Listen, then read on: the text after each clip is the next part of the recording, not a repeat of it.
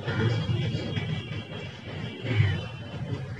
الحمد لله نحمده ونستعينه ونستغفره ونعوذ بالله من شرور أنفسنا ومن سيئات أعمالنا من يهده الله فلا مضل له ومن يضلل فلا هادي له وأشهد أن لا إله إلا الله وحده لا شريك له وأشهد أن محمدا عبده ورسوله يا أيها الذين آمنوا اتقوا الله حق تقاته ولا تموتن إلا وأنتم مسلمون يا أيها الناس اتقوا ربكم الذي خلقكم من نفس واحدة وخلق منها زوجها وبث منهما رجالا كثيرا ونساء واتقوا الله الذي تساءلون به والأرحام إن الله كان عليكم رقيبا يا أيها الذين آمنوا اتقوا الله وقولوا قولا سديدا يصلح لكم أعمالكم ويغفر لكم ذنوبكم ومن يطع الله ورسوله فقد فاز فوزا عظيما أما بعد فإن خير الحديث كتاب الله وخير الهدي هدي محمد صلى الله عليه وسلم وشر الأمور محدثاتها وكل محدثة بدعة وكل بدعة ضلالة وكل ضلالة في النار. أعوذ بالله السميع العليم من الشيطان الرجيم. بسم الله الرحمن الرحيم. وما خلقت الجن والإنس إلا ليعبدون رب اشرح لي صدري ويسر لي أمري واحلل عقدة من لساني يفقهوا قولي سبحانك لا علم لنا إلا ما علمتنا إنك أنت العليم الحكيم. برادران اسلام، خواتین اسلام، اللہ رب العالمین نے جو ہمیں ذمہ داری دی ہے وہ اللہ رب العالمین کی خالص عبادت ہے۔ سارے انسانوں کو اس بات کا مکلف بنایا گیا ہے کہ دنیا میں جتنے بھی انسان اور جنات ہیں سارے کے سارے لوگ اللہ رب العالمین کی خالص عبادت کریں اور اس کی عبادت میں کسی دوسرے کو شریک نہ ٹھہرائیں۔ اور اللہ تبارک و تعالی اللہ ہونے کی حیثیت سے ہمیں بہت ساری چیزوں کا حکم دیتا ہے اور بہت ساری چیزوں سے اللہ ہمیں منع فرماتا ہے، اور ان سارے اوامر اور نواہی سے متعلق اس میں جو حکمتیں ہیں بہت ساری حکمتیں ہمیں معلوم ہے اور ہمیں بتائی گئی ہے، اور بہت ساری حکمتیں ایسی ہیں جس کا علم ہمیں اور آپ کو نہیں ہے۔ بندہ ہونے کی حیثیت سے، مخلوق ہونے کی حیثیت سے ہماری ذمہ داری ہے کہ اللہ رب العالمین کی طرف سے یا اللہ کے رسول جناب محمد رسول اللہ صلی اللہ علیہ وسلم کی طرف سے جو بھی حکم آ جائے ہمیں اس حکم کو ماننا چاہیے، اور جس چیز سے اللہ اور اس کے رسول صلی اللہ علیہ وسلم ہمیں روک دیں، ہمیں منع فرما دیں اور ہم کو دور رہنے کی تعلیم اور ہدایت فرما دیں، ان تمام چیزوں سے ہمیں رک جانا چاہیے، اس سے ہمیں باز آنا چاہیے۔ اللہ رب العالمین نے مثال کے طور پر قرآن مجید میں ہمیں حکم دیا ہے کہ ہم اس کی عبادت کریں اور خالص ہم اس کی عبادت کریں، اور اللہ نے ہمیں وَاعْبُدُوا اللَّهَ وَلَا تُشْرِكُوا بِهِ شَيْئًا، عبادت کرو اللہ کی اور اللہ کے ساتھ کسی کو شریک نہ ٹھہراؤ۔ یا ایھا الذین آمنوا اتقوا اللہ حق تقاتہ ولا تموتن الا وانتم مسلمون، اے ایمان والو ڈرو اللہ سے جیسا کہ ڈرنے کا حق ہے، اور مرو تو مسلمان ہو کر کے مرو۔ وَأَقِیمُوا الصَّلَاةَ وَآتُوا الزَّکَاةَ وَارْکَعُوا مَعَ الرَّاکِعِینَ، نماز قائم کرو، زکوٰۃ ادا کرو اور رکوع کرنے والوں کے ساتھ رکوع کرو۔ اس طرح کے جتنے بھی اوامر ہیں اللہ رب العالمین کی طرف سے، اور جن چیزوں سے ہمیں منع فرمایا گیا وَلَا تَقْرَبُوا الزِّنَا إِنَّهُ كَانَ فَاحِشَةً وَسَاءَ سَبِيلًا، زنا کے قریب تمہیں نہیں جانا ہے، اس لیے کہ یہ بہت بری چیز ہے۔ اللہ نے ہمیں شراب سے، اللہ نے ہمیں جوا سے، اللہ نے ہمیں سود سے اور غلط چیزوں سے اللہ نے ہمیں منع فرمایا۔ تو ان تمام اوامر اور نواہی سے متعلق ہم مسلمانوں پر کچھ ذمہ داری عائد ہوتی ہے، کچھ ہمارے اوپر فرائض ہیں۔ ان اوامر اور ان نواہی سے متعلق یعنی شریعت اسلامیہ سے متعلق، اللہ رب العالمین کے دین سے متعلق ایک مسلمان کے اوپر جو چیز واجب ہوتی ہے کہ اس کا عمل، اس کا وتیرہ کیا ہونا چاہیے۔ سب سے پہلی چیز یہ ہے کہ ہمیں شریعت کا صحیح علم حاصل کرنا چاہیے۔ اللہ نے جو حکم دیا ہے اس حکم کے بارے میں ہم مسلمانوں کے پاس اس کا صحیح علم ہونا چاہیے۔ اور جس چیز سے بھی اللہ نے منع فرمایا ہے اس کا بھی ہمارے پاس علم ہونا چاہیے۔ اگر ہمیں عبادت کی دعوت دی گئی ہے تو عبادت کا کیا معنی ہے، عبادت کا کیا مفہوم ہے، اور عبادت کن کن چیزوں کو شامل ہے، اس کا ہمیں علم ہونا چاہیے۔ اگر ہمیں طہارت کا حکم دیا گیا ہے تو طہارت کا ہمیں علم ہونا چاہیے۔ نماز قائم کرنے کا حکم دیا گیا ہے تو نماز کا ہمیں علم ہونا چاہیے، اور اقامت الصلاۃ کیسے ہوتی ہے اس کے بارے میں ہمیں معرفت حاصل کرنی چاہیے۔ زکوٰۃ کی ادائیگی کیسے ہوتی ہے، اس کا علم ہمیں قرآن و حدیث کی روشنی میں ہمیں جاننا چاہیے۔ تو علم اوامر اور یا نواہی سے متعلق جو بھی چیزیں ہیں، سب سے پہلی بات مسلمانوں کے لیے یہ ہے کہ مسلمان ان چیزوں کا علم حاصل کرے۔ حضرت امام بخاری رحمۃ اللہ علیہ اپنی کتاب کے اندر ایک باب باندھتے ہیں، باب العلم قبل القول والعمل۔ سب سے پہلے، بولنے سے پہلے، عمل کرنے سے پہلے انسان کو علم حاصل کرنا چاہیے۔ اور جو آیت اس باب کے اندر انہوں نے نقل فرمائی ہے، فَاعْلَمْ أَنَّهُ لَا إِلَهَ إِلَّا اللَّهُ وَاسْتَغْفِرْ لِذَنبِكَ۔ اے نبی صلی اللہ علیہ وسلم، آپ کو علم حاصل کرنا چاہیے اور آپ کو یہ معلوم ہونا چاہیے کہ اللہ کی سوا کوئی معبود برحق نہیں ہے، اللہ کی سوا کوئی معبود برحق نہیں ہے۔ توحید کا علم آپ کو ہونا چاہیے، جو علم اللہ تبارک و تعالیٰ نے جناب محمد رسول اللہ صلی اللہ علیہ وسلم کو عطا فرمایا، اس علم کو آپ نے دنیا والوں تک عام کیا، اس کا علم مسلمانوں کے پاس ہونا چاہیے۔ اللہ کے نبی جناب محمد رسول اللہ صلی اللہ علیہ وسلم ہمیشہ فجر کی نماز سے فارغ ہو کر کے جو سب سے پہلی دعا آپ فرماتے تھے، وہ دعا کیا ہوتی تھی؟ اللہم انی اسألک علما نافعا ورزقا طیبا وعملا متقبلا۔ اے اللہ، ہم تجھ سے نفع بخش علم کا سوال کرتے ہیں۔ اللہ کے نبی صلی اللہ علیہ وسلم نماز سے فارغ ہو کر فجر کی نماز سے، فرض نماز سے فارغ ہونے کے بعد جو آپ دعا فرماتے تھے، اللہم انی اسألک علما نافعا، اے اللہ ہمیں نفع دینے والا علم، جو دنیا میں ہمارے لیے مفید ہو، جو آخرت میں ہمارے لیے مفید ہو، جس میں ہمارے لیے دنیا و آخرت کی سعادت ہو، اس علم کی توفیق تو ہمیں عطا فرما دے۔ ورزقا طیبا،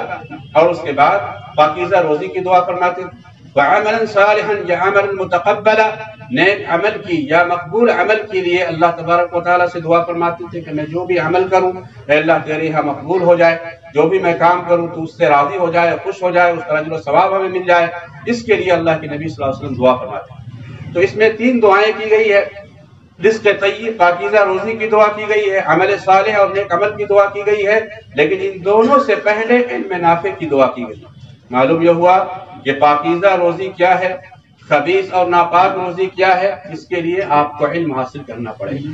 علم کے بغیر آپ حلال اور حرام کے درمیان تمیز نہیں کر پائیں گے۔ اسی طریقے سے عمل صالح اور غیر عمل صالح، عمل مقبول اور غیر عمل مقبول یعنی عمل مردود، ان دونوں کے درمیان بغیر علم کے آپ تفریق نہیں کر پائیں گے۔ کون سا عمل اللہ کے ہاں مقبول ہے، کون سا عمل اللہ کے ہاں مقبول نہیں ہے، اس کے لیے بھی آپ کو علم حاصل کرنا پڑے گا۔ تو بنیادی چیز علم کا حاصل کرنا ہر مسلمان کے لیے ضروری ہے۔ اللہ کے نبی صلی اللہ علیہ وسلم کی حدیث ہے، طلب العلم فریضۃ علی کل مسلم،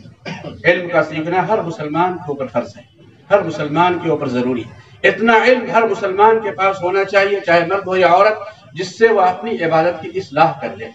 جس سے وہ اپنی عبادت کو ٹھیک ٹھاک اور درست کر لے۔ اس کے علاوہ معاشرے اور سماج کے اندر علماء کا ہونا بھی انتہائی ضروری ہے، جو ہمیں قرآن و حدیث کی صحیح باتیں بتائیں، احکام اور مسائل بتائیں، لیکن سارے مسلمانوں کے لیے عقیدے سے متعلق جانکاری یا جو فرائض میں جو چیزیں ہیں ان کے متعلق علم کا ہونا ان کے انتہائی ضروری ہے۔ قرآن مجید کا آپ مطالعہ کریں گے تو کسی بھی چیز کی اضافے اور زیادتی کا سوال قرآن کے اندر نہیں کیا گیا، لیکن علم کی جب بات آئی ہے تو اللہ تعالیٰ نے ہمیں ایک دعا سکھائی ہے، وَقُلْ رَبِّ زِدْنِي عِلْمًا، وَقُلْ رَبِّ زِدْنِي عِلْمًا، اے اللہ میرے علم کے اندر اضافہ فرما دے۔ اور اللہ تعالیٰ نے جناب محمد رسول اللہ صلی اللہ علیہ وسلم کے بارے میں فرمایا، وَالَّذِي أَرْسَلَ رَسُولَهُ بِالْهُدَى وَدِينِ الْحَقِّ لِيُظْهِرَهُ عَلَى الدِّينِ كُلِّهِ وَلَوْ كَرِهَ الْمُشْرِكُونَ، کہ اللہ تعالیٰ نے اپنے رسول جناب محمد صلی اللہ علیہ وسلم کو علم اور عمل کے ساتھ دنیا کے اندر بھیجا ہے، علم اور عمل کے ساتھ دنیا کے اندر بھیجا تاکہ اس دین کو تمام ادیان پر اللہ تعالیٰ غالب فرما دے۔ جب تک آپ علم حاصل نہیں کریں گے اور اس علم کے مطابق عمل نہیں کریں گے، آپ غالب نہیں رہ سکتے، آپ اللہ رب العالمین کے یہاں بامراد نہیں ہو سکتے، اللہ تبارک و تعالیٰ کے اجر کے آپ مستحق نہیں ٹھہر سکتے۔ عیسائیوں نے جو عبادتیں کی اللہ تعالیٰ کی بغیر علم کے کی، اسی لیے اللہ تعالیٰ نے ان کو گمراہ قرار دیا، غیر المغضوب علیہم ولا الضالین۔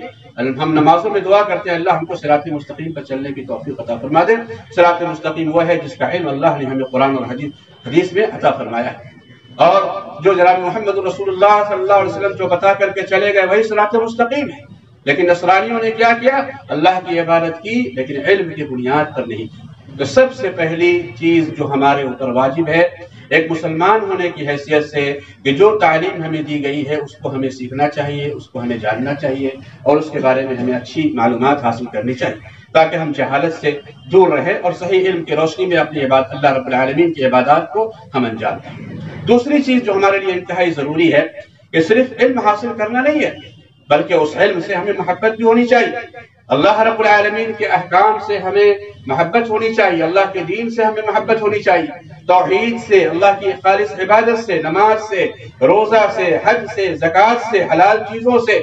اس سے ہم کو محبت ہونی چاہیے. اور یہ محبت یہ ایمان کا بہت بڑا درجہ ہے. اگر آپ محبت کی بنیاد پر علم کو نہیں سیکھیں گے اور محبت کی بنیاد پر دین میں داخل نہیں ہوں گے تو آپ کسی بھی کام کو صحیح طریقے سے انجام نہیں دیں گے. اور آپ کو معلوم ہونا چاہیے کہ سب سے زیادہ ہمیں محبت کس سے ہونی چاہیے؟ اللہ سے اور اس کے رسول جناب محمد رسول اللہ صلی اللہ علیہ وسلم سے. اور اللہ کے رسول صلی اللہ علیہ وسلم نے فرمایا کہ تم میں سے کوئی بھی شخص اس وقت تک مومن نہیں ہو سکتا جب تک کہ میں اس کے نزدیک اس کے ماں باپ، اس کی اولاد اور دنیا کی تمام چیزوں سے زیادہ محبوب نہ ہو جاؤں. تو معلوم یہ ہوا کہ اللہ کے نبی صلی اللہ علیہ وسلم کی سنتوں کی محبت، آپ کی حدیثوں کی محبت، آپ کے فرامین کی محبت، اللہ کی آیات اور قرآن کی محبت ہمارے دلوں میں سب سے زیادہ ہونی چاہیے.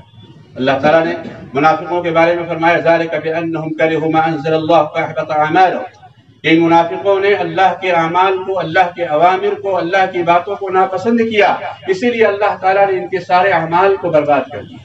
کوئی بھی حکم جو اللہ تعالیٰ کی طرف سے آیا ہے اس میں ہمارے لیے فائدہ ہے، اس میں اللہ تبارک و تعالیٰ نے خیر رکھا ہے. بہت سی باتوں کو ہم جانتے ہیں، بہت سی باتوں کو ہم نہیں جانتے. مثال کے طور پر نماز کے اندر جو فائدے اللہ نے بتایا، اللہ کے رسول صلی اللہ علیہ وسلم نے نماز کا فائدہ بتایا. اللہ کے نبی صلی اللہ علیہ وسلم بیان فرماتے ہیں کہ فجر سے پہلے کی جو دو رکعت سنت ادا کی جاتی ہے اس کی فضیلت یہ ہے کہ دنیا کے اندر جتنی بھی چیزیں ہیں ساری چیزوں سے بہتر فجر کی 2 رکعت سنت مؤکدہ ہے. یہ فضیلت، یہ فائدہ کس نے بیان کیا؟ جناب محمد رسول اللہ صلی اللہ علیہ وسلم نے بیان کیا. اور آپ نے اپنی طرف سے بیان نہیں کیا. آپ کو معلوم ہے وما ينطق عن الهوى ان هو الا وحي يوحى. نبی صلی اللہ علیہ وسلم جو بھی کہتے تھے وہ اللہ کی وحی ہوتی تھی، اللہ کا پیغام ہوتا تھا. تو اللہ کے نبی صلی اللہ علیہ وسلم نے صرف 2 رکعت نماز کی فضیلت کو بیان کرتے ہوئے فرمایا کہ اگر اس 2 رکعت کو ترازو کے ایک پلڑے میں رکھ دیا جائے اور دنیا کی تمام نعمتوں کو دوسرے پلڑے میں رکھ دیا جائے تو یہ پلڑا بھاری ہو جائے گا. اللہ کے نبی جناب محمد رسول اللہ صلی اللہ علیہ وسلم کی حدیث ہے لو يعلم الناس ما في النداء والصف الاول. کہ اگر لوگوں کو معلوم ہو جائے کہ اذان دینے کی کیا فضیلت ہے، لوگوں کو اگر معلوم ہو جائے کہ پہلی صف میں حاضر ہونے کی اور کھڑا ہو کر نماز پڑھنے کی کیا فضیلت ہے، اور اگر وہ مسجد میں آنے کی صلاحیت نہیں رکھتے ہیں سوائے اس کے کہ اپنے سرین کے بل اور پیچھے کے بل گھسٹ کر کے مسجد میں آئیں، تو وہ ضرور اس چیز کو حاصل کرنے کے لیے اور اس فضیلت کو حاصل کرنے کے لیے آئیں. بڑے فضائل، بڑے فوائد. اللہ قرآن میں کہتے ہیں یا ایھا الذین آمنوا استجیبوا للہ وللرسول اذا دعاکم لما یحییکم. اے ایمان والو، اللہ کی اور اس کے رسول جناب محمد صلی اللہ علیہ وسلم کی دعوت کو قبول کرو. کیوں؟ لما یحییکم، اس میں تمہارے لیے حیات ہے، اس میں تمہارے لیے زندگی ہے، اس میں تمہارے لیے دنیا اور آخرت کا فائدہ ہے. اللہ تعالیٰ ہمیں اس فائدے کی طرف رغبت دلا رہا ہے. تو اتنے سارے فائدے، اور سب سے بڑا فائدہ جنت کا فائدہ ہے، سب سے بڑا فائدہ اللہ کی رضا اور اس کی خوشنودی کا فائدہ ہے. اس فائدے میں اگر ان فائدوں کے باوجود اگر ہم اللہ کے اوامر سے، جن چیزوں کا اللہ نے ہمیں حکم دیا ہے اس کے تعلق سے دل میں کوئی کراہت آ جائے، ناپسندیدگی آ جائے، یہ نماز ہمارے اوپر کیوں فرض کی گئی، یہ روزہ ہمارے اوپر کیوں فرض کیا گیا، یہ زکوٰۃ ہمارے اوپر کیوں واجب کی گئی، حلال روزی کھانے کا ہمیں کیوں حکم دیا گیا، شراب سے ہمیں کیوں منع کیا گیا، ان ساری چیزوں کے تعلق سے اگر میرے بھائیوں اور میری ماں اور بہنوں ہمارے دلوں میں اگر محبت نہ ہو تو ہم کسی بھی خیر کو انجام نہیں دے سکتے اور کسی بھی شر اور برائی سے ہم بچ نہیں سکتے. تو دوسری چیز، جو بھی اوامر ہیں، جو بھی دین کی باتیں ہیں، ان تمام چیزوں سے متعلق ہمارے دلوں میں محبت ہونی چاہیے. اللہ کے نبی صلی اللہ علیہ وسلم دعا فرماتے تھے اللہم انی اسألک علما، اللہم انی اسألک حبک وحب من یحبک وحب عمل یقربنی الی حبک. اے اللہ، ہم تجھ سے سوال کرتے ہیں کہ تیری محبت مجھے حاصل ہو جائے، اللہ تعالیٰ کی محبت ہمیں حاصل ہو جائے، اور ایسے اعمال کی ہمیں محبت حاصل ہو جائے جو اعمال اللہ تبارک و تعالیٰ سے قریب کرنے والے، اور ایسے لوگوں سے ہمیں محبت حاصل ہو جائے جو لوگ اللہ تعالیٰ سے محبت کرنے والے. یہ اللہ کے نبی صلی اللہ علیہ وسلم کی دعا ہے۔ تو اس دعا کے اندر بھی ہمیں یہ تعلیم دی گئی ہے کہ ہمیں اللہ سے، اللہ کے رسول سے، قرآن سے اور نبی کریم صلی اللہ علیہ وسلم کی حدیثوں سے انتہائی درجے کی محبت ہونی چاہیے۔ اور اگر محبت ہوگی تو میرے بھائیوں، دنیا میں جس چیز سے بھی کسی کو محبت ہوتی ہے، اس محبت کا اظہار لوگ کس طریقے سے کرتے ہیں یہ آپ کو بتانے کی ضرورت نہیں ہے۔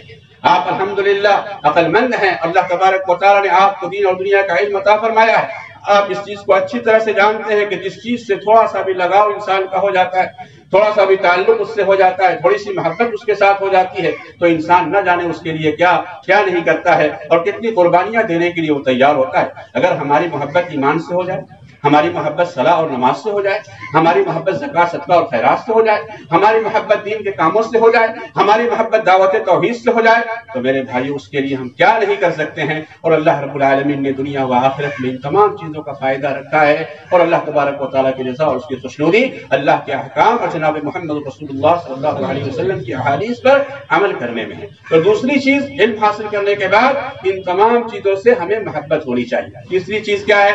کہ ہمارے اندر صرف محبت، اگر داخل محبت ہمیں ہو جائے ہمارے دلوں کے اندر ان احکام سے اور اللہ رب العالمین کے دین سے اگر محبت ہو جائے تو کافی نہیں ہے۔ بہت سارے لوگ محبت کا دعویٰ تو کرتے ہیں کہ ہمیں اللہ کے رسول صلی اللہ علیہ وسلم سے محبت ہے، ہمیں اللہ تعالیٰ سے محبت ہے، ہمیں قرآن سے محبت ہے، ہمیں اسلام سے محبت ہے، لیکن اسلام کی جب باتیں ہمارے سامنے آتی ہے تو میرے بھائیو عمل کا جذبہ ہمارے اندر بیدار نہیں ہوتا، ہم اس کام کو کرنے کے لیے آمادہ اور تیار نہیں ہوتے۔ لفظی طور پر ہم کہتے ہیں کہ ہمیں اللہ سے اور اس کے رسول صلی اللہ علیہ وسلم سے محبت ہے، تو لفظی دعویٰ کرنا کافی نہیں ہے۔ لفظی دعویٰ کرنا، محبت کا صرف نام لینا یہ کافی نہیں ہے، بلکہ ہمارے اندر اس چیز کے لیے پختگی اور پختہ ارادہ اور ہمارے اندر عزیمت اور سچی نیت ہونی چاہیے کہ جس چیز کو ہم چاہتے ہیں ہم اس کو کیسے انجام دیں گے، اس کے لیے ہمارے اندر کیا جذبہ ہے، کیا تڑپ ہے، کیا شوق ہے۔ اگر نماز کی فضیلت ہمیں معلوم ہوگی اور نماز سے ہمیں محبت ہے، جیسا کہ نبی کریم جناب محمد رسول اللہ صلی اللہ علیہ وسلم بیان فرماتے ہیں، جعلت قرۃ عینی فی الصلاۃ، میری آنکھ کو ٹھنڈک نماز سے ملتی ہے۔ اللہ کے نبی صلی اللہ علیہ وسلم فرماتے ہیں کہ میری آنکھ کو سکون نماز سے ملتا ہے۔ اور حضرت بلال رضی اللہ تعالی عنہ کو بیان کیا کرتے تھے اللہ کے نبی صلی اللہ علیہ وسلم، یا بلال ارحنا بالصلاۃ، اے بلال اذان دو، نماز قائم کی جائے گی اور اس کے ذریعہ مجھے راحت ملے گی، مجھے سکون ملے گا۔ تو میرے بھائیوں، جب نماز کے سلسلے میں آپ کو معلوم ہو گیا تو اس کے لیے ہمارے اندر پختہ ارادہ ہو جانا چاہیے کہ اتنی قیمتی دولت جو توحید کے بعد اللہ تبارک و تعالیٰ نے اس دنیا کے اندر نازل فرمایا ہے، اس سے ہمارا کتنا لگاؤ ہے، کتنا تعلق ہے، اس کے لیے ہماری طرف سے کتنی کوششیں ہیں، جماعت کی پابندی کا ہمارے اندر کتنا اہتمام پایا جاتا ہے، نمازوں کی اصلاح کے تعلق سے ہمارے پاس اس طرح کی ذمہ داریوں کا احساس موجود ہے، یہ تمام چیزیں ہمارے اندر آنی چاہیے۔ عزیمت یعنی پختہ ارادہ، ان اوامر اور ان نواہی سے متعلق ہمارے اندر پختہ ارادہ ہونا چاہیے کہ کوئی حکم اللہ کا آ گیا لیکن ہم بوڑھے ہو گئے ہیں، ابھی تک اس کام کو نہیں کر پا رہے۔ مثال کے طور پر داڑھی رکھنے کی بات ہے، داڑھی تو اللہ کے نبی صلی اللہ علیہ وسلم کا حکم ہے،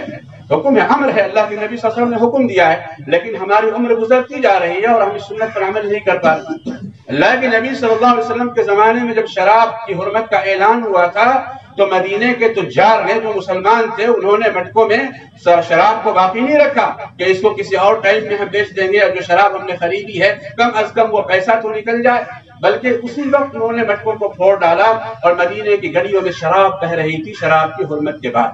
اور جب قبلے کی تحویل کا اعلان ہوا تو مسجد قباء کے اندر لوگ فجر کی نماز پڑھ رہے تھے، اسی نماز کی حالت میں ان لوگوں نے انتظار نہیں کیا کہ دوسری نماز کے اندر اپنے قبلے کو ہم بدلیں گے، بلکہ فجر کی نماز میں ہی انہوں نے کعبہ کی طرف اپنا رخ کر لیا، جو بیت المقدس کی طرف رخ کر کے نماز پڑھتے تھے۔ تو صحابہ کرام رضوان اللہ تعالی علیہم اجمعین اور صحابیات کو جب کسی چیز کا پتہ چلتا تھا کہ اللہ تبارک و تعالی نے یہ حکم دیا ہے، اللہ کے رسول صلی اللہ علیہ وسلم کا یہ حکم ہے، فوراً اس پر عمل کرنے کے لیے وہ تیار ہو جاتے تھے۔ ان کے اندر پختگی تھی، ارادے کی اور نیت کی پختگی تھی۔ ایک صحابی اللہ کے نبی صلی اللہ علیہ وسلم کے سامنے موجود ہیں اور ہاتھ میں انہوں نے سونے کی انگوٹھی پہن رکھی ہے۔ اللہ کے نبی صلی اللہ علیہ وسلم نے کہا، یہ سونے کی انگوٹھی تمہارے لیے جائز نہیں ہے، اس کو نکال کر کے باہر زمین پر آپ نے پھینکوا دی اس کو۔ جب نبی کریم صلی اللہ علیہ وسلم چلے گئے تو دوسرے لوگ جو وہاں موجود تھے انہوں نے کہا کہ اٹھا کر کے پہن لو. کہا کہ جس چیز کو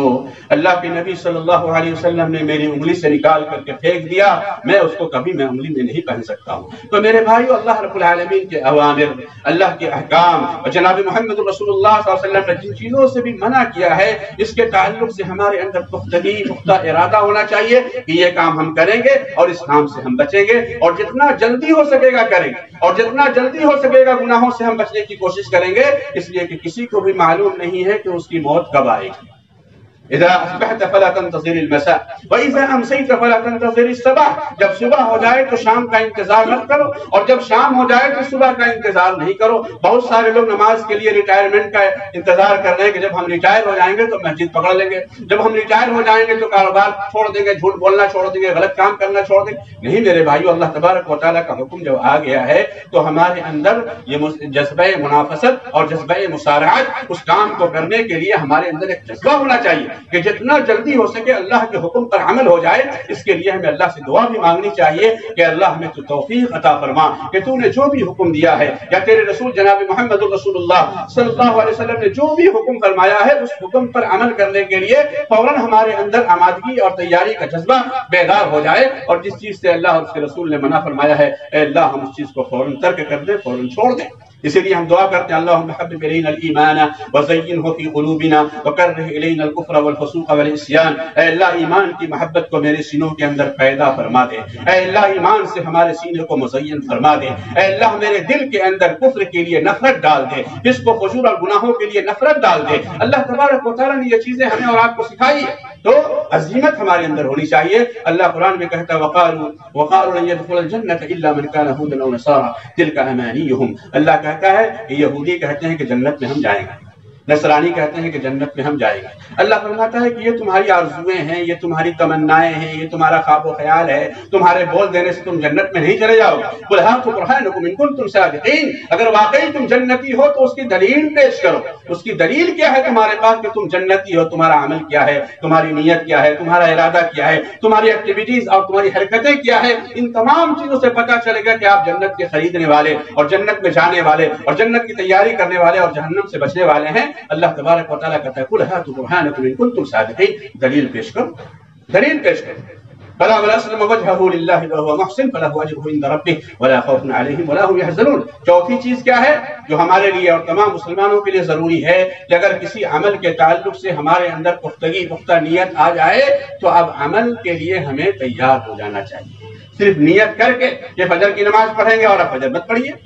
اور زکات دیں گے زکات مت دیجیے، آپ حج کریں گے اس سال لیکن حج میں نہیں جائیے، تو صرف نیت کرنے سے مسئلہ حل نہیں ہوتا، بلکہ اس کام کو فوراً آپ کو انجام دینا ہے، اس کے لیے عمل میں آپ کو لگ جانا ہے. فجر کی نماز میں آنے کے لیے جلدی آپ کو سونا ہوگا، فجر کی نماز میں آنے کے لیے کسی کو بتانا بھی ہوگا کہ ہمیں آپ اٹھا دو اس لیے کہ بہت نیند غالب رہتی ہے، اٹھ نہیں پاتے ہیں. فجر کی نماز کے لیے اگر غسل کی ضرورت ہو تو اس کے لیے بھی انتظام کرنا پڑے گا. سارے انتظام کرنے کے بعد اگر وہ چیز آپ سے نہ ادا ہو سکے تو میرے بھائیو اللہ غفور رحیم، اللہ معاف فرمانے والا ہے. لیکن ہماری طرف سے اگر کوئی تیاری نہ ہو، اس کے لیے کوئی ہماری طرف سے کوئی پلاننگ نہ ہو اور پھر اس طرح سے احکام گزرتے رہیں اور زندگی ہماری گزرتی رہے تو پھر اللہ رب العالمین کے ہم اور آپ کیا جواب دیں گے. تو چوتھی چیز کیا ہے جو ہمارے لیے ضروری ہے کہ نیت کے ساتھ ساتھ عمل بھی ہونا چاہیے. نیت کے ساتھ ساتھ عمل بھی ہونا چاہیے. بسم اللہ الرحمن الرحیم والعصر ان الانسان لفی خسر الا الذین آمنوا وعملوا الصالحات وتواصوا بالحق وتواصوا بالصبر. قسم ہے زمانے کی انسان خسارے اور نقصان میں ہے مگر وہ لوگ جو ایمان لائے اور نیک عمل کیے.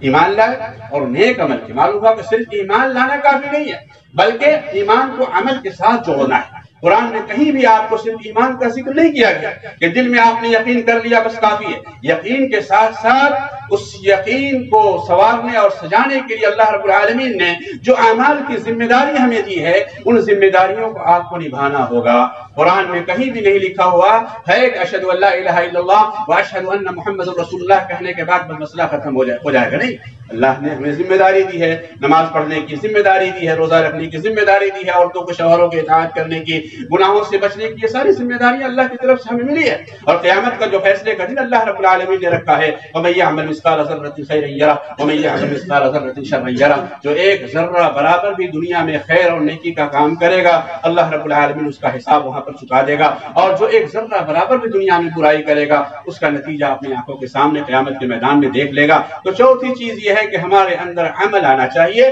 بہت سارے لوگ نبی صلی اللہ علیہ وسلم کی محبت کا دعویٰ تو کرتے ہیں، لیکن جب سنت کی بات آتی ہے تو میرے بھائیوں ہمارے یہاں عمل موجود نہیں ہوتا۔ اصل وہ انسان ہے جو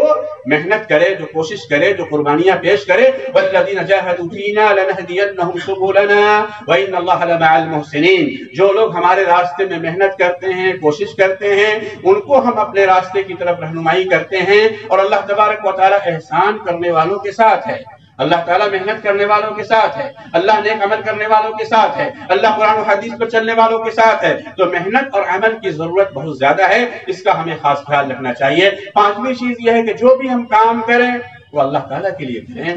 اللہ کی رضا کے لیے کریں، اللہ کو خوش کرنے کے لیے کریں، نماز پڑھیں، روزہ رکھیں، دعوت و تبلیغ کا کام کریں، مسجد بنائیں، جو بھی خیر کا کام دنیا میں آپ کریں گے آپ کو یہ علم ہونا چاہیے کہ اللہ نے اس کا ہمیں حکم دیا ہے، اس لیے ہم اس کام کو صرف اللہ کے لیے کریں گے۔ دنیا والے جو بھی سمجھے، دنیا والے جو بھی بولے، ہمیں اس کا کوئی اعتبار نہیں کرنا، نہ کسی سے ہم کو بدلے کی امید رکھنا ہے۔ بدلہ دینے والا اللہ تبارک و تعالی، هل جزاء الاحسان الا الاحسان، جو بھی نیکی کرے گے اللہ تعالیٰ اس کا بدلہ آپ کو عطا فرما دے گا۔ انما الاعمال بالنیات، عملوں کا دار و مدار نیتوں کے اوپر ہے، جیسی ہماری نیت ہوگی اسی کے اعتبار سے ہم کو بدلہ ملے گا۔ آپ کو معلوم ہے کہ قیامت کے دن بڑے بڑے عالم کو جہنم میں ڈال دیا جائے گا، بڑے بڑے سخی کو جہنم میں ڈال دیا جائے گا، بڑے بڑے مجاہد کو جہنم میں ڈال دیا جائے گا، اس لیے کہ ہماری نیتوں کے اندر اخلاص نہیں تھا۔ تو جو بھی آپ عمل کریں اس کے اندر اخلاص کا ہونا انتہائی ضروری ہے۔ اور دوسری چیز، ہمارا ہر عمل جناب محمد رسول اللہ صلی اللہ علیہ وسلم کی سنت کے مطابق ہونا چاہیے۔ صرف کام کرنے سے مطلب نہیں ہے، لِيَبْلُوَكُمْ أَيُّكُمْ أَحْسَنُ عَمَلًا، اللہ تعالیٰ کہتا ہے تاکہ تمہیں آزمائے کہ کون اچھا عمل کر رہا ہے، کون زیادہ عمل کر رہا ہے۔ یہ اللہ تعالیٰ نے نہیں فرمایا، بلکہ کہا کون اچھا عمل کر رہا ہے، اور اچھا عمل وہ ہے جو نبی کریم محمد رسول اللہ صلی اللہ علیہ وسلم کے طریقے کے مطابق ہو۔ اگر طریقے کے مطابق نہیں ہوگا تو اللہ تبارک و تعالیٰ کے ہاں وہ عمل مردود ہوگا۔ اور حضرت عائشہ رضی اللہ تعالیٰ عنہ کی حدیث کہ اللہ کے رسول صلی اللہ علیہ وسلم بیان فرماتے ہیں، من احدث فی امرنا ھذا ما لیس منہ فہو رد، کہ جو ہمارے دین میں نئی چیز کو ایجاد کرے گا وہ مردود ہے، اللہ تعالیٰ اسے قبول نہیں فرمائے گا۔ اس لیے ہمیں اس بات سے بھی ڈرنا چاہیے کہ دین میں بدعت کا کوئی معاملہ نہیں ہونا چاہیے۔ قرآن و حدیث کے ذریعے اللہ نے دین کو مکمل فرما دیا ہے، اس لیے اسی دین پر ہمارا عمل ہونا چاہیے۔ اسی طریقے سے چھٹی چیز یہ ہے کہ ہماری طرف سے یہ بھی کوشش ہونی چاہیے کہ جو بھی عمل ہم نے کیا ہے وہ عمل ہمارا ضائع نہ ہو، وہ عمل ہمارا ضائع نہ ہو، برباد نہ ہو۔ وہ عمل کیسے برباد ہوتا ہے؟ ریاکاری سے، دکھلاوے سے وہ عمل برباد ہو جاتا ہے۔ اس لیے ہم ریاکاری سے بچیں، ایسا کوئی بھی کام نہ کرے کہ اپنے کھاتے میں جو کچھ بھی ہم نے ڈالا ہے اللہ تبارک و تعالیٰ اس کو ضائع اور برباد کر دے گا۔ اللہ قرآن میں بیان فرماتا ہے وَقَدِمْنَا إِلَىٰ مَا عَمِلُوا مِنْ عَمَلٍ فَجَعَلْنَاهُ هَبَاءً مَنْثُورًا، بہت سارے لوگ قیامت کے دن آئیں گے لیکن بہت سارے اعمال کو لے کر کے آئیں گے، اللہ تبارک و تعالیٰ ان کے اعمال کو رائی بنا کر کے اور ذرہ بنا کر کے اللہ اسے اڑا دے گا، یعنی اللہ تعالیٰ کے ہاں ان کے اعمال کا کوئی وزن نہیں ہوگا، اس کی کوئی قیمت نہیں ہوگی، اس لیے کہ انہوں نے اللہ کی رضا کے لیے کام نہیں کیا ہوگا۔ تو ہمیں اس بات سے ڈرنا چاہیے کہ ہم اللہ کی عبادت میں کسی کو شریک نہ ٹھہرائیں، نماز پڑھیں شرک نہ کریں، نماز پڑھیں بدعت نہ کریں، روزہ رکھیں شرک نہ کریں، روزہ رکھیں بدعت نہ کریں۔ شرک سے اور بدعت سے اپنے آپ کو بچانے کی کوشش کرنی ہے، اور یہ ایک مکمل باب ہے اسلام کا، اور اسلام کی سب سے اعلیٰ تعلیم ہے کہ انسان توحید کا صحیح طریقے سے علم حاصل کرے اور سنت کا صحیح طریقے سے علم حاصل کرے تاکہ وہ شرک سے بچے اور بدعت سے بچے۔ اس لیے کہ کوئی بھی عمل آپ کیجئے گا اور ہم شرک کریں گے اور ہم بدعت کریں گے تو اللہ تبارک و تعالیٰ بڑی سے بڑی نیکیوں کو بھی قبول نہیں فرمائے گا۔ اور آخری چیز اور ساتویں چیز، اللہ رب العالمین کے اوامر اور اس کے نواہی کے تعلق سے یہ ہے کہ جو کچھ بھی ہم کر رہے ہیں، جو نمازیں پڑھ رہے ہیں، روزہ رکھ رہے ہیں، صدقہ خیرات کر رہے ہیں، علم دین کو حاصل کر رہے ہیں، شوہر بیوی کی خدمت کر رہا ہے، اس کا حق ادا کر رہا ہے، بیوی شوہر کی خدمت کر رہی ہے، اس کا حق ادا کر رہی ہے، ماں باپ کا حق ہم ادا کر رہے ہیں، اور اچھے اخلاق کا ہم مظاہرہ کر رہے ہیں، دین کی تبلیغ اور دعوت کا کام کر رہے ہیں، جو بھی اللہ رب العالمین کی توفیق سے آپ خیر اور بھلائی کا کام کر رہے ہیں، اور یہ توفیق محض اللہ رب العالمین کی ہے، اللہ کا فضل ہے کہ اللہ نے ہمیں دین میں داخل فرمایا، اللہ کا فضل ہے کہ اس نے ہمیں نمازی بنایا، اللہ کا فضل ہے کہ اس نے کتاب و سنت پر ہمیں جمع اور اکٹھا فرمایا۔ اللہ رب العالمین کی بڑی مہربانی ہے کہ صراط مستقیم پر اس نے کھڑا کر دیا ہے، ورنہ دنیا کے اندر بہت سارے لوگ ایسے ہیں جو صراط مستقیم سے بھٹکے ہوئے ہیں، کتاب و سنت سے دور ہیں، اسلام کی اعلیٰ اور عرفہ تعلیم سے کوسوں دور ہیں۔ اللہ رب العالمین کا خاص کرم ہے ہمارے اوپر کہ اللہ تبارک و تعالیٰ نے ہدایت کی دولت سے ہمیں پہراور فرمایا ہے، اور ہم دعا فرماتے ہیں ان تمام بھائیوں اور بہنوں کے لیے جو ہدایت سے دور ہیں کہ اللہ تعالیٰ سب کو ہدایت کی توفیق عطا فرمائے۔ تو جو ہدایت ہمیں ملی ہے، جو دین ہمیں ملا ہے، کتاب و سنت کو جو تمغہ اور جو تعلیم ہمیں دی گئی ہے، اس پر ہمیں مرتے دم تک قائم رہنا ہے، اس پر ہمیں مرتے دم تک قائم رہنا ہے۔ یا ایھا الذین آمنوا اتقوا اللہ حق تقاتہ ولا تموتن الا وانتم مسلمون، اے ایمان والو ڈرو اللہ سے جیسا کہ ڈرنے کا حق ہے، اور مرو تو مسلمان ہو کر کے مرو۔ ہماری موت اسلام پر آنی چاہیے، اللہ تعالیٰ سے حسن خاتمے کے لیے ہمیں دعا فرمانی چاہیے، اور ہمیشہ اللہ سے یہ دعا مانگنی چاہیے، ربنا لا تزغ قلوبنا بعد اذ ہدیتنا وہب لنا من لدنک رحمہ انک انت الوہاب۔ اے اللہ ہدایت دینے کے بعد ہمارے دل کو گمراہ مت کر دینا، گمراہ کرنے والا وہی، ہدایت دینے والا وہی، ساری چیزوں کا مالک و مختار اگر اس کائنات میں کوئی ہے تو صرف اللہ تبارک و تعالیٰ ہے۔ من یہدہ اللہ فلا مضل لہ ومن یضلل فلا ہادی لہ، جس کو اللہ ہدایت دے دے اس کو کوئی گمراہ نہیں کر سکتا، اور جس کو گمراہ کر دے اس کو کوئی ہدایت نہیں دے سکتا ہے۔ اس لیے آپ یہ نہ سمجھے کہ ہم ہدایت پر ہیں تو ہماری موت بھی ہدایت پر ہوگی، کوئی شخص یہ نہ سوچے، بلکہ ہمیشہ اللہ رب العالمین سے دعا کرتا رہے، روتا رہے کہ آخری لمحے تک ہم اللہ تیرے دین پر ہم قائم رہیں، تیرے دین پر ہم جمے رہیں، شیطان کبھی بھی ہم کو ورغلائے نہیں، شیطان کبھی بھی ہمارے قدم کو بہکائے نہیں، اس لیے کہ شیطان ہمارا تعاقب کر رہا ہے، ہمارا پیچھا کر رہا ہے، ہر خیر کے کاموں میں حصہ لے کر کے ہم کو خیر سے روکنا چاہتا ہے۔ اس لیے ہماری ذمہ داری یہ ہے کہ اللہ رب العالمین سے برابر دعا اور مناجات میں لگے رہیں، اور اللہ رب العالمین کا ہم شکر ادا کرتے رہیں، اس لیے کہ اللہ رب العالمین کا اگر آپ شکریہ ادا کریں گے اس کی نعمتوں پر تو اللہ تبارک و تعالیٰ آپ کے دین میں اور اضافہ فرمائے گا، ایمان کو اللہ اور بڑھائے گا، اللہ تبارک و تعالیٰ برائیوں سے دور فرمائے گا۔ یہ 7 اہم اور بنیادی چیزیں تھیں جو اللہ رب العالمین کے اوامر کے تعلق سے ہمارے اوپر، ہر مسلمان کے اوپر یہ واجب تھا کہ وہ علم حاصل کرے اللہ کے دین کا، اور اللہ رب العالمین کے دین سے وہ محبت کرے، اور اسی طریقے سے اس دین کے تعلق سے اپنے اندر عزیمت اور پختہ ارادہ رکھے کہ ہم کو اس دین پر عمل کرنا ہے، اور صرف زبان سے دعویٰ نہ کرے بلکہ عمل کی پوری تیاری کرے، اور عمل میں پورا حصہ لے، اور اس دین کے لیے قربانیاں وہ پیش کرے، اور اپنا سارا عمل خالص اللہ رب العالمین کے لیے انجام دے، اور جناب محمد رسول اللہ صلی اللہ علیہ وسلم کی سنت کی پوری موافقت اور پوری اتباع کرے، اور اس بات سے وہ ڈرے کہ کہیں اس کا عمل ضائع اور برباد نہ ہو جائے۔ حضرت ابراہیم علیہ السلام نے بیت اللہ کی تعمیر کی تھی تو دعا فرما رہے تھے، ربنا تقبل منا انک انت السمیع العلیم، ربنا تقبل منا انک انت السمیع العلیم۔ کون تھے؟ ابراہیم علیہ السلام تھے، اسماعیل علیہ السلام تھے۔ کعبہ کی تعمیر کرنے کے بعد اللہ تعالیٰ سے دعا فرما رہے، اللہ میرے اس عمل کو قبول فرما لے، تو کوئی دھوکے میں نہ رہے، کوئی فخر اور غرور میں نہ رہے، کوئی اپنے نفس کے عجب میں نہ رہے کہ ہم بہت اچھے ہیں۔ اللہ رب العالمین کہتا ہے فلا تزکوا انفسکم، اپنے نفس کا تزکیہ مت کرو، واللہ یزکی من یشاء، اللہ جسے چاہتا ہے اس کو پاک اور صاف کر دیتا ہے۔ تو میرے بھائیو نیتوں کے اندر خلوص ہونا چاہیے، اور اسی طریقے سے جس ذمہ داریوں کو ہم اللہ کی توفیق سے ادا کر رہے ہیں اس پر مرتے دم تک ہمیں قائم رہنا ہے۔ اللہ کے نبی صلی اللہ علیہ وسلم کی حدیث ہے کہ جو اس حال میں مرے گا کہ اس نے اللہ کے ساتھ کسی کو شریک نہیں کیا ہوگا، اللہ اسے جنت کے اندر داخل فرمائے گا، اللہ اسے جنت کے اندر داخل فرمائے گا۔ اللہ رب العالمین سے دعا ہے کہ اللہ تعالیٰ اسلام کو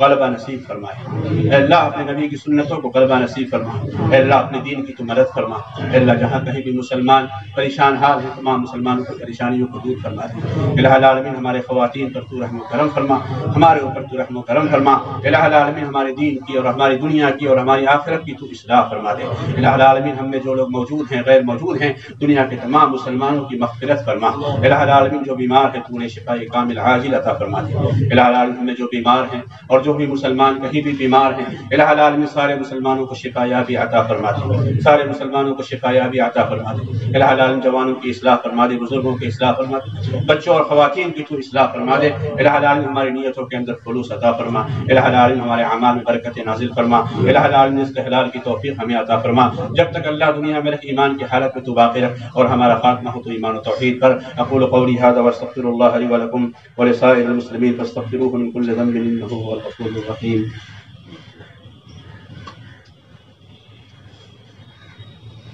إن الحمد لله نحمده ونستعينه ونستغفره ونعوذ بالله من شرور أنفسنا ومن سيئات أعمالنا. من يهده الله فلا مضل له ومن يضلل فلا هادي له، وأشهد أن لا إله إلا الله وحده لا شريك له، وأشهد أن محمدا عبده ورسوله. اللهم صل على محمد وعلى آل محمد كما صليت على إبراهيم وعلى آل إبراهيم إنك حميد مجيد. اللهم بارك على محمد وعلى آل محمد كما باركت على إبراهيم وعلى آل إبراهيم إنك حميد مجيد. عباد الله رحمكم الله، إن الله يأمر بالعدل والإحسان وإيتاء ذي القربى وينهى عن الفحشاء والمنكر والبغي يعظكم لعلكم تذكرون. اذكروا الله يذكركم وادعوه يستجب لكم ولذكر الله أكبر والله يعلم ما تصنعون.